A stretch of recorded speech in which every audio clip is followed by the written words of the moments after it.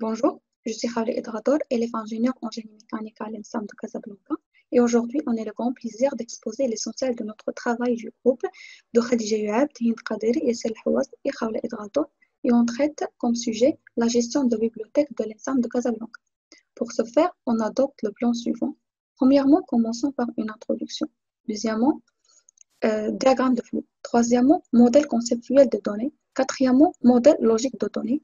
Cinquièmement, modèle conceptuel de traitement. Sixièmement, modèle organisationnel de traitement. Et finalement, une conclusion.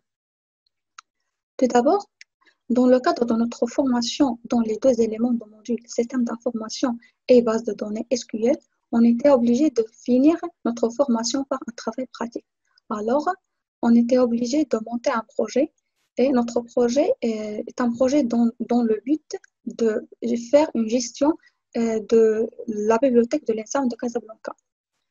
Alors, notre projet est composé en deux parties principales. La première, c'est une partie analytique dans laquelle on va appliquer notre connaissance durant la formation dans l'élément du système d'information, voir le MCD, MLD et MCT, etc.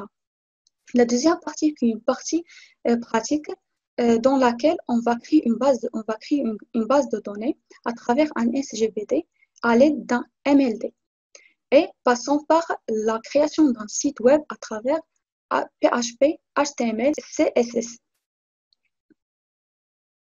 Maintenant, notre vue pour le diagramme de flux. Alors, premièrement, les acteurs. On a acteur interne, c'est le gestionnaire, et deux acteurs extérieurs, c'est l'étudiant et la direction.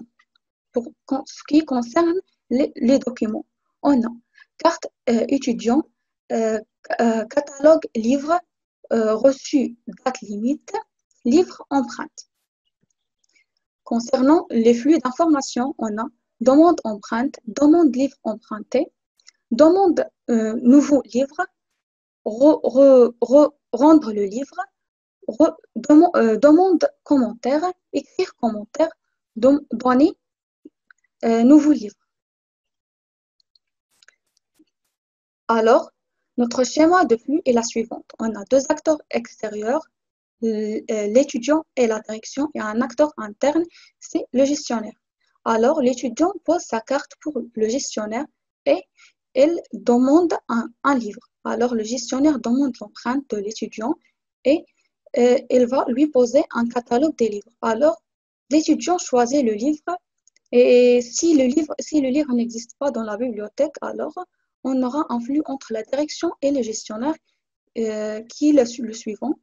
Le gestionnaire demande un livre de la part de la direction. Alors, la direction accepte ou refuse si le cas d'accès. Alors, la direction va lui donner un livre. Maintenant, lorsque la date de reçu a s'achevé, alors l'étudiant va rendre son livre. Et dans ce cas, le gestionnaire va lui demander un commentaire. Si l'étudiant accepte ce commentaire, alors il va écrire son commentaire et notre opération va terminer. Et je vous laisse avec mon camarade Yassel Houas.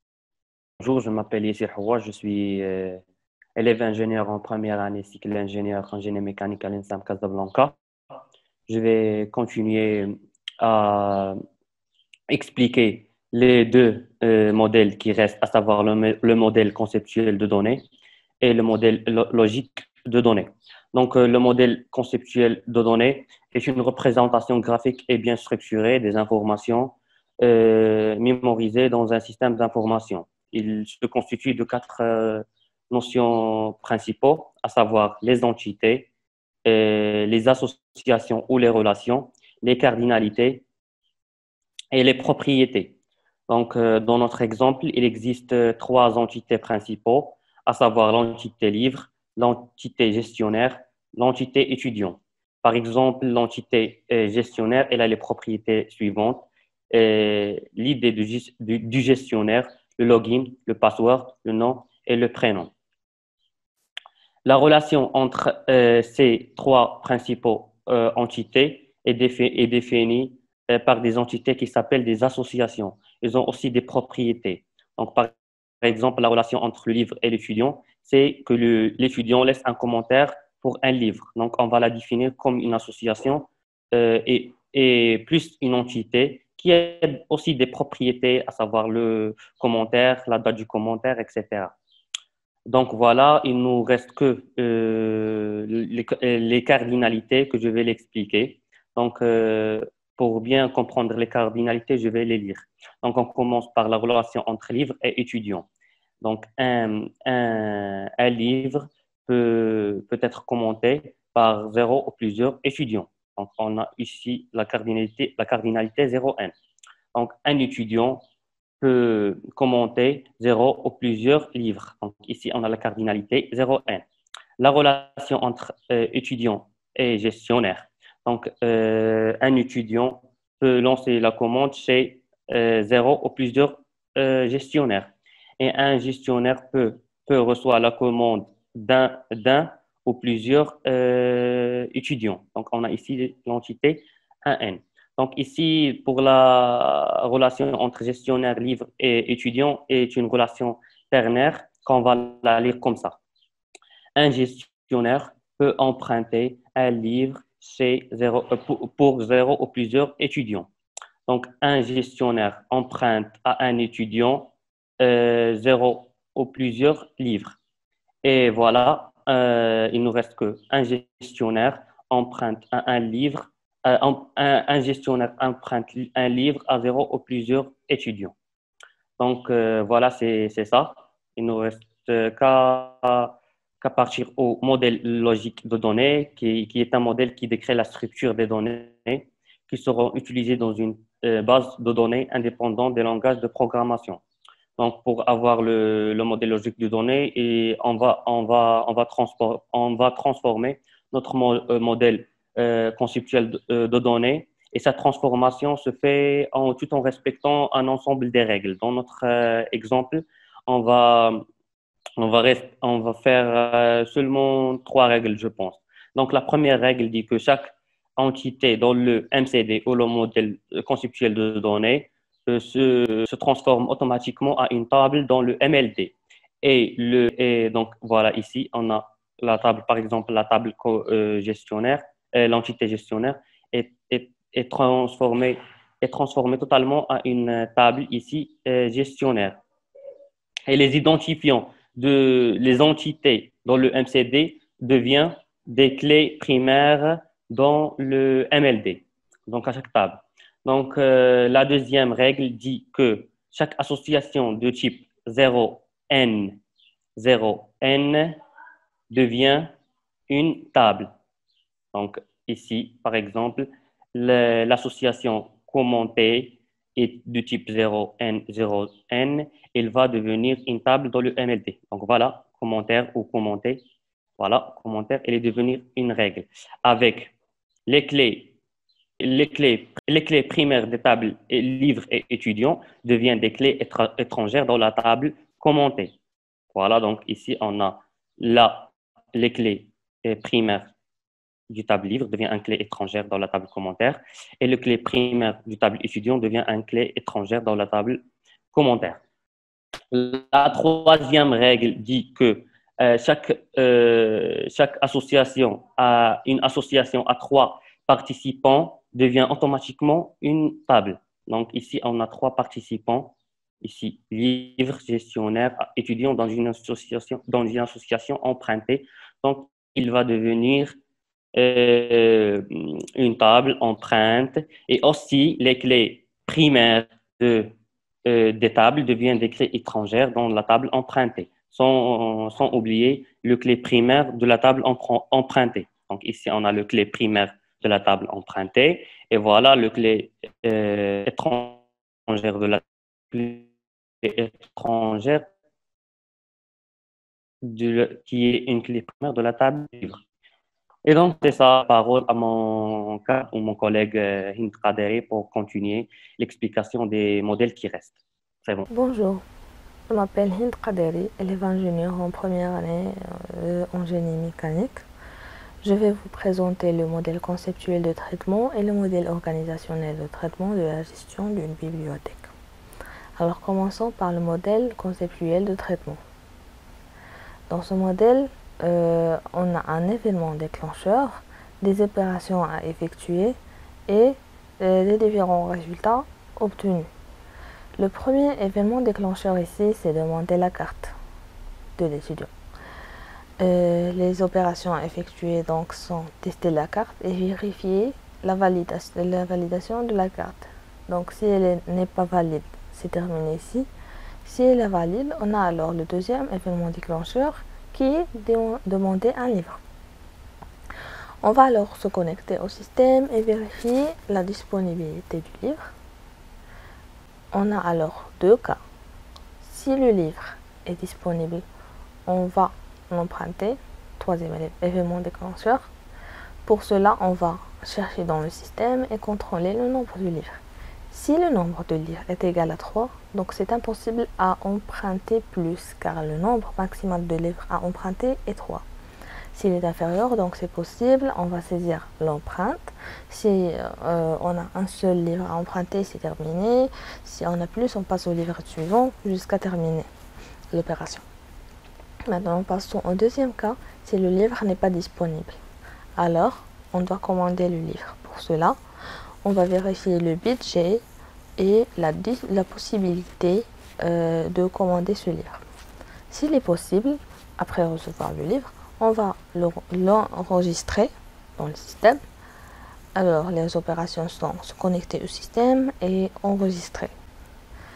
Et on a deux cas finalement, le succès ou bien l'échec de l'enregistrement. Si ça se termine par un échec, on va refaire l'opération jusqu'à réussir à enregistrer le livre dans le système de la bibliothèque.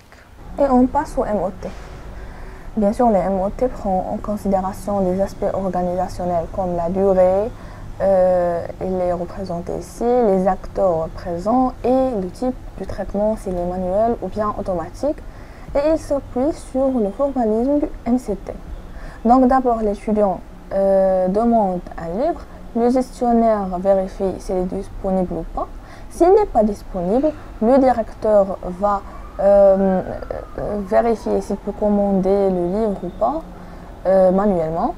S'il n'est pas possible, alors c'est fini ici. S'il est possible, le gestionnaire finit par l'enregistrer dans la base de données de la bibliothèque. Passons maintenant au deuxième cas. Si le livre est disponible dans la bibliothèque, donc l'étudiant va l'emprunter. Alors, le gestionnaire contrôle automatiquement le nombre des livres, s'il est inférieur ou bien égal à 3. S'il est inférieur à 3, donc c'est possible d'emprunter, alors le gestionnaire saisit automatiquement l'empreinte. Maintenant, on passe au deuxième MCT où on traite les livres que l'étudiant a retournés à la bibliothèque. Donc le premier événement déclencheur, c'est les livres retournés. Le gestionnaire contrôle alors les livres et leur état. On a alors trois cas. Si le livre est abîmé, donc l'étudiant doit rembourser la bibliothèque. Alors le gestionnaire supprime le livre de la base de données de la bibliothèque et demande le prêt d'imputation à l'étudiant. Si le gestionnaire trouve que le livre est encore en bon état, alors il supprime l'emprunt de la base de données et enregistre le retour du livre. Par la suite, il demande à l'étudiant de faire un commentaire et donner son avis sur le livre. Si l'étudiant ne veut pas faire un commentaire, donc c'est terminé ici. S'il accepte, alors le gestionnaire enregistre le commentaire dans la base de données. Alors il donne la main à l'étudiant pour commenter et puis il confirme le commentaire et voilà. Maintenant, si le gestionnaire a fini le contrôle des livres, Alors il les range en rayons et confirme la fin du contrôle. Si les livres sont rangés, donc le traitement se termine ici. Si il y a encore des livres à ranger, on refait la même opération. Et maintenant au MOT, donc les deux acteurs ici sont le gestionnaire et l'étudiant. D'abord l'étudiant retourne les livres qu'il a empruntés à la bibliothèque. Le gestionnaire contrôle leur état manuellement. On a toujours ici 3 cas. Si le livre est en bon état, donc le gestionnaire supprime l'emprunt et enregistre le retour automatiquement. Puis il propose à l'étudiant de faire un commentaire sur le livre, donner son avis. Alors il donne la main à l'étudiant pour faire son commentaire et voilà, on enregistre le commentaire dans la base de données et c'est fini ici. Si le livre est abîmé, le gestionnaire détermine le prix de l'imputation à l'étudiant pour rembourser la bibliothèque. Et si le gestionnaire a fini le contrôle des livres, donc le traitement se termine ici, il range les livres dans le rayon. Bonjour, je m'appelle Khadija Youad, première année d'ingénieur génie mécanique. Alors pour conclure notre projet, nous avons fait une application web pour concrétiser tout ce qu'on a fait comme analyse avant. Alors pour cela, on a téléchargé un éditeur de texte qui est Sublime Text et une plateforme de développement web qui est WebServer et qui travaille avec un SGBD, système de gestion de base de données qui est MySQL.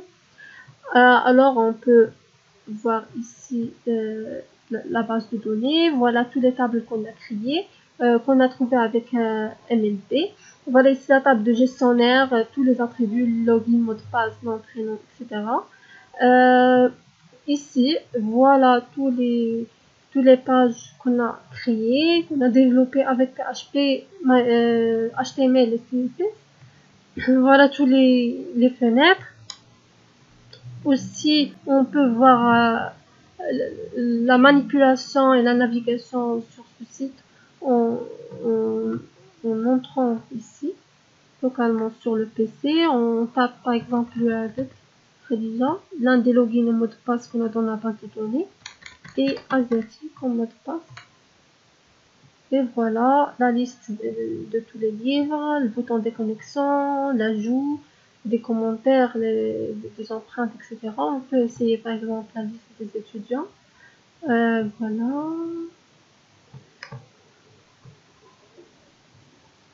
Par exemple, commander un livre, ajouter une empreinte. Et voilà le bouton pour retourner au milieu. Finalement, on a réussi à héberger notre site sur Internet. Alors, on a mis le lien sur le rapport.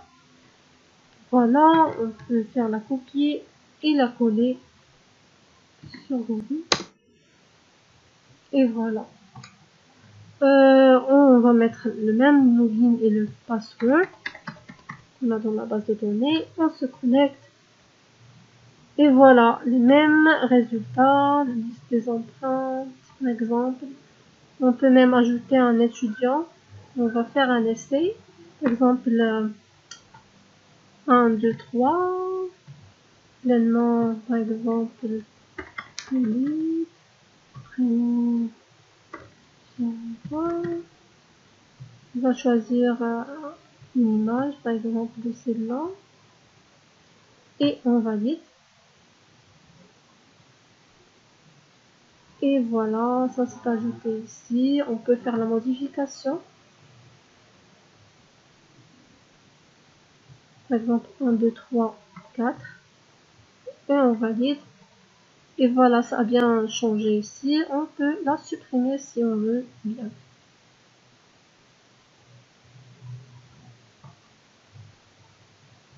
Et voilà. On peut aussi se déconnecter. Et voilà notre site web. Merci beaucoup. J'espère très bien que vous avez bien aimé notre travail de groupe et notre site web qu'on a réussi à héberger avec web host. Ah, merci beaucoup.